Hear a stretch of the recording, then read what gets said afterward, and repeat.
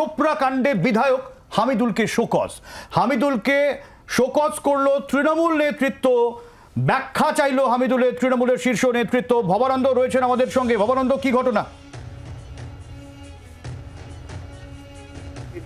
জেলা সভাপতির কাছে এবং জেলা সভাপতি সরাসরি কাণ্ডে কিন্তু বিধায়ক হামিদুল রহমানের কাছে কারণ ব্যাখ্যা চেয়েছেন, কেন ওরকম ঘটনা ঘটলো সমাজের মধ্যে, যেটা তিনি জানতে পারলেন না, এবং তিনি ওই রকম মন্তব্য কেন করলেন সেই বিষয়কে নিয়ে সেই বিষয়েরও ব্যাখ্যা দেওয়া হয়েছে। পাশাপাশি এই ব্যাখ্যা যদি মনোপুত না হয় তাহলে কিন্তু দলগতভাবে তার বিরুদ্ধে ব্যবস্থা গ্রহণ করা হতে পারে এবং ঘটনা সরাসরিভাবে দলনেত্রী মমতা বন্দ্যোপাধ্যায় নজরে রাখছেন বলে জানা গেছে। সরাসরি গোটা বিষয়ের উপর তৃণমূল নেত্রী নজর রাখছেন। কি বলছেন দলের জেলা সভাপতি, শুনবো।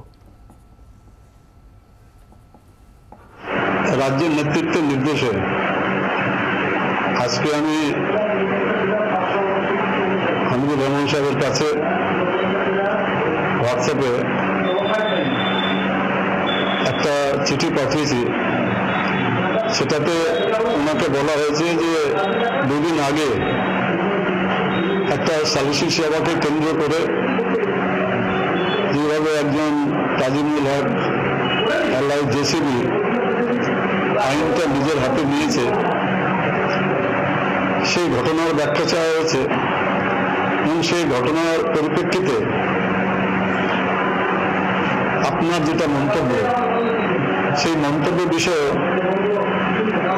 আপনি কি বলতে চান সেটা আপনি জানান। বাংলার আওয়াজ, বাঙালির আবেগ, জি 24 ঘন্টা।